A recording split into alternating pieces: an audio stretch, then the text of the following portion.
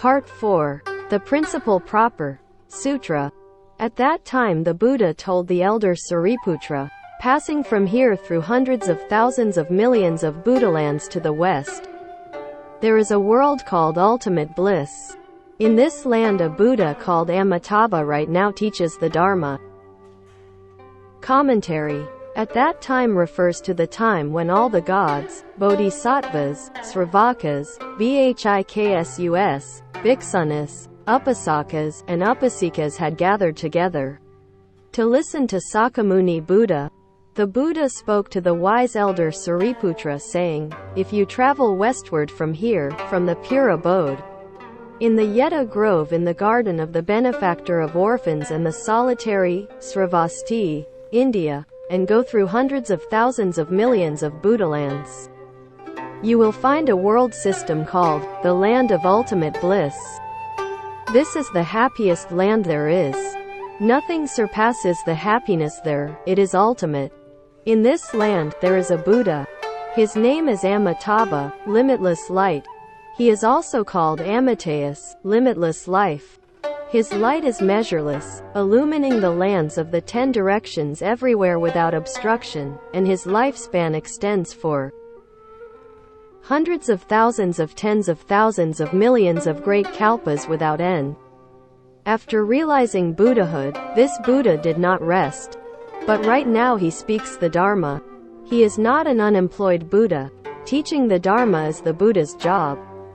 Whoever teaches the Dharma does the Buddha's work. Whoever doesn't, does the demon's work. So it is said, unless I teach the Dharma to save living beings, I will have passed through my entire life in vain. If you don't teach the Dharma and convert living beings, you will have wasted your life and obtained no benefit. Sutra. Sariputra, for what reason is this land called ultimate bliss? Commentary. Sariputra, said the Buddha, why is this land called ultimate bliss? Although he had great wisdom, Sariputra didn't know enough to ask this question, and so the Buddha asked it himself. This is like yesterday, when I asked you if you had any questions and you didn't answer because you didn't know what to ask. So I said, very well, I have a question for you. Do you like the rain? Thieves hate the rain. Why? If they go out to steal, they get all wet. I want to steal something, they say, but it is raining. I will have to carry an umbrella. How inconvenient. Travelers say, I came here for a vacation and I haven't seen a thing. Detestable rain. Travelers and thieves don't care for the rain. But the farmer says, rain. My flowers will sell for thousands of dollars. Isn't this fine? The fruit growers say, the rain will make my apples big, fat and sweet, my oranges too. Now, would you say that lecturing sutras and speaking about the Dharma is a good thing or not? Those who believe in the Buddha Dharma say it is good. But those who are jealous of it say it is not. Why is this land called ultimate bliss? Basically, Sariputra should have asked this question, but he didn't. And so Sakyamuni Buddha said, Sariputra, why is Amitabha's country called ultimate bliss? Speak up. The Buddha waited about 5 minutes. Sariputra said nothing. Such great wisdom, and yet he didn't know what to say. He just stared blankly as you do when I ask you a question. But time is precious. Sakyamuni Buddha waited until he could wait no more. Alright, he said, I will answer it myself. Sutra. All living beings of this country endure none of the sufferings, but enjoy every bliss. Therefore it is called ultimate bliss. Commentary. In Amitabha Buddha's land, living beings are born by transformation from lotus flowers. Their birth is pure, not one of desire and emotions. And so their bodies are pure and are not the result of sexual desire and the lustful thoughts of men and women. This is why they endure none of the sufferings, but enjoy every bliss. Why do we suffer? We suffer because our bodies are created from unclean substances of the father's semen and the mother's blood. We continually think of unclean things. Men usually think of women, women of men. People eat their fill and, since there's nothing else to do, sexual desire is foremost. When the time comes, men and women want to marry. If they don't, they feel as if they have a great illness which has not been cured. Because the basis, the seed, is impure, the thoughts are impure, and those impure thoughts bring about all kinds of suffering. Why is there suffering? For no reason other than this. Sutras are lectured and Dharma is taught only to teach you one thing: have no unclean, impure thoughts, have no sexual desire. Without sexual desire you are one of the clear, pure, ocean-wide assembly of bodhisattvas. With sexual desire, you are a ghostly living being of the 5 turbid realms. Cultivation and non-cultivation are right here. If you can purify your mind, your merit and virtue are limitless. If you cannot purify your mind, your offenses are limitless. Offenses are created from impure thoughts. Such thoughts are causes planted in your self-nature and they result in the manifestation of offenses and evil. But if your self-nature is pure, outwardly there will be no evil karmic retribution. Therefore, you may study the Buddha Dharma for several tens of thousands of great kalpas, but unless you understand the genuine doctrine you won't get off the revolving wheel. If you understand the essential message of the Buddha Dharma, however, you will know, oh, it is simply a matter of purifying my mind and will. The Buddha Dharma teaches you to purify your mind and will. If you understand the Buddha Dharma you can become enlightened, and once enlightened, you will never have unclean thoughts again. Why do people suffer? It is because of unclean thoughts. Why is there no suffering in the land of ultimate bliss? It is because the people there have no impure thoughts. Thus, they endure none of the sufferings, but enjoy every bliss. As we recite, Namo Amitabha Buddha, we each create and adorn our own land of ultimate bliss. We each accomplish our own land of ultimate bliss, which is certainly not hundreds of thousands of millions of Buddhalands from here. Although it is far away, it doesn't go beyond one thought. It is not hundreds of thousands of millions of Buddhalands from here, it is right in our hearts. The land of ultimate bliss is the original true heart. You will be born in the land of ultimate bliss. If you don't understand your own original true heart, you will not. The land of ultimate bliss is defiled and so is that one thought of the mind and nature. It is just that now, as common people, we are defiled by attachment. If you can empty yourself of attachments, you will immediately see Amitabha Buddha. That is the land of ultimate bliss. Amitabha Buddha and living beings do not discriminate between this and that. Turn the light within. Know that originally you are the Buddha, and your original Buddhahood is just the land of ultimate bliss. For this reason, you should cast out your defiled thoughts, your lustful desires, your confusion, jealousy, contrariness, and selfish thoughts of personal gain. Be like the bodhisattvas who benefit everyone and enlighten all beings. Just that is the land of ultimate bliss. Don't you agree that the absence of confusion and false thoughts is the land of ultimate bliss? If it isn't, what is? Good knowing advisors, you are all ones of great wisdom and great intelligence. You are all more clever than I, and in the future you will explain the Dharma better than I do. But now, because you don't know Chinese, I am introducing you to this old-fashioned tradition. In the future you will transform it and make it unspeakably wonderful. Sutra. Moreover, Sariputra, this land of ultimate bliss is everywhere surrounded by 7 tiers of railings, 7 layers of netting, and 7 rows of trees, all formed from the 4 treasures and for this reason named ultimate bliss. Commentary. After explaining why this land is called ultimate bliss, Sakyamuni Buddha waited for Sariputra to ask about the limitless principles which remained, but as intelligent as he was, Sariputra simply didn't know enough to ask. Why? It was because the Pure Land Dharma door is simply too wonderful. Unable to wait any longer, the Buddha said, "Sariputra, I will tell you something else. In the most happy land there are 7 railings which run horizontally like fences and are arranged vertically in 7 tiers. The railings represent the precepts, the netting represents concentration, and the trees represent wisdom. The number 7 is used for the 7 classes. The classification of the 37 wings of enlightenment into 7 groups. 1.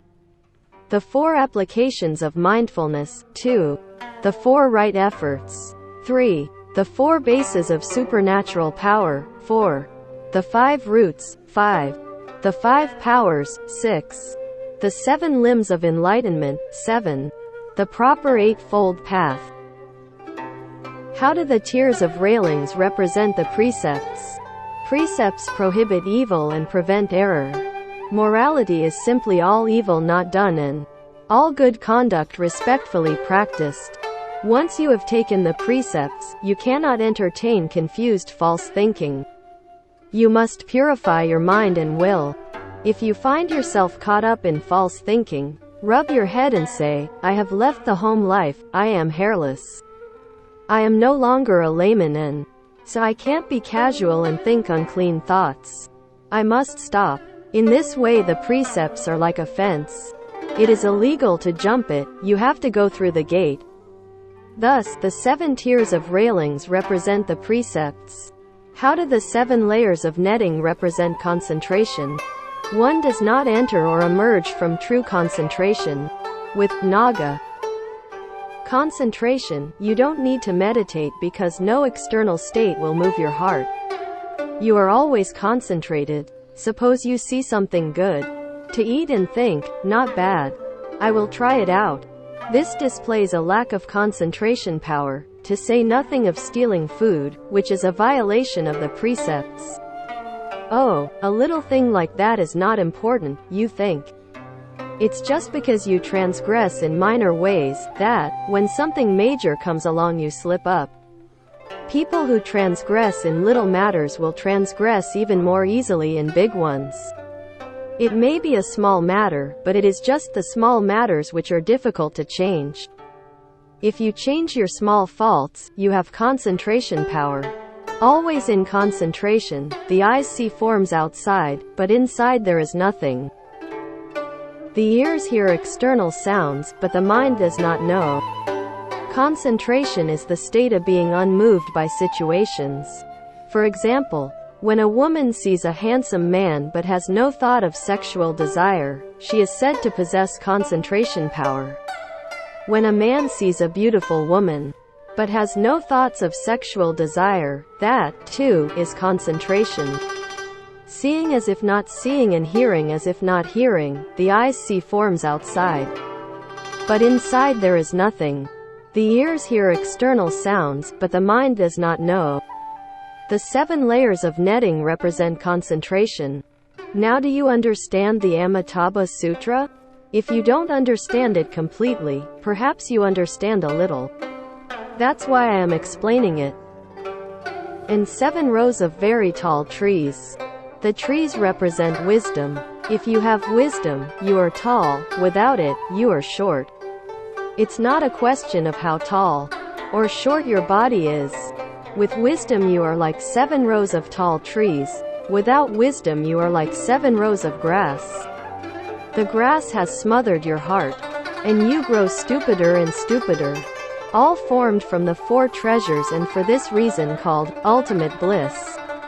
The 4 treasures are gold, silver, lapis lazuli and crystal. Is the land of ultimate bliss made out of only 4 treasures? You may wonder. The treasures in the land of ultimate bliss are limitless and measureless. Nothing in this world compares with them. We of this world have never seen anything like the treasures which fill that land. Then why do you only mention 4? You ask. The 4 treasures represent the 4 virtues of nirvana: permanence, bliss, true self, and purity. 1. Permanence. Amitabha Buddha's lifespan is limitless. Not only does Amitabha Buddha have a limitless lifespan, but when we are born in the land of ultimate bliss, We will, too. If you would like to transcend death, seek rebirth in the Pure Land, because everyone there has limitless life. This is the virtue of permanence. 2. Bliss. Those born in the Pure Land endure none of the sufferings, but enjoy every bliss. 3. True Self. In this land, the Self has 8 great freedoms, 8 functions, 8 kinds of strength, and 8 spiritual penetrations. These are the 8 kinds of wonderful function and are called the 8 great freedoms of the Self. A. One body can manifest limitless bodies. If 100 people invite you to lunch, you can accept all their invitations and go to every Dharma protector's house to eat. One Dharma protector might say, "He came to lunch at my house on such and such a day," and another will say, "But he also had lunch at my house on that day." They don't know that you are able to respond to limitless offerings in a single day. B. One body the size of a dust mote can completely fill the great 1,000 world systems. Isn't this wonderful? In one mote of dust, Buddha fields appear. In a Buddha field, motes of dust appear. One country becomes as small as a mote of dust. And one mote of dust becomes as large as a country. C. The great body can lightly float to a distant place. It can fly. The body is big and awkward, yet it can gently float far away. D. One manifests limitless kinds of living beings which always dwell together in one land. We see mountains as mountains when actually they contain the palaces of the Buddhas and Bodhisattvas. You see mountains and oceans but do not see the Buddhas and Bodhisattvas within them who are teaching the Dharma. A layman has mentioned such a place where there are many people cultivating the way. He can see it and you can't. This is to cause limitless kinds of living beings to dwell in one place. E. All the organs are used interchangeably. The eyes can speak. The ears can see. The nose can eat. How can this happen? The 6 sense organs, the eyes, ears, nose, tongue, body and mind are interchangeable. Each of them has the function of the other 6. Sages who have given proof to the fruit may speak with bodhisattvas. But you wouldn't know it if they were talking with their ears. I don't believe it, you say. Of course you don't. If you did, you did have this talent yourself. But because you don't believe, you don't have it. How can you obtain that, in which you do not even believe? F. The suchness of all dharmas without the thought of dharmas is obtained. Although one who realized true self obtains all dharmas, he has no thought of attainment. This is mentioned in the Heart Sutra as no wisdom and no attainment. G. The meaning of one verse may be explained throughout limitless eons. The meaning of a single line, a single word, cannot be fully explained even in limitless eons. Why? Because he has free and unobstructed eloquence, so that speaking in any place or in any dimension, he always rests in the way and speaks the Dharma. Speaking Dharma in Buddha fields and in motes of dust, any Dharma he selects contains limitless meanings. Having rightly attained the 8 great freedoms, he does what he pleases and says what he likes. He can scold people, but they like to hear it. He scolds very well, they say. He may teach Dharma by doing nothing but scolding people, and yet they say it is very nice to hear. Why? Because he has attained the 8 great freedoms of the self. Because he himself is free, when you hear him speak, you too feel free. H. The body pervades all places, like space. One body fills Buddha fields in number as many as dust motes, but, like empty space, there is really nothing there. Although there is nothing there, it fills Buddha fields in number as many as dust motes. What doctrine is this? That of freedom, the 8 great freedoms of the self. The sutra text below says, and throughout the clear morning each living being of that land, with sacks full of the myriads of wonderful flowers, makes offerings to the hundreds of thousands of millions of Buddhas of the other directions. At mealtime they return to their own country, and having eaten they stroll around. They can do this because they have obtained the 8 great freedoms of the self. 4. Purity. The last of the 4 virtues of nirvana is that of purity. This land is pure. It is adorned with the 4 treasures which represent the 4 virtues of nirvana in unobstructed interpenetration. Thus it is named ultimate bliss.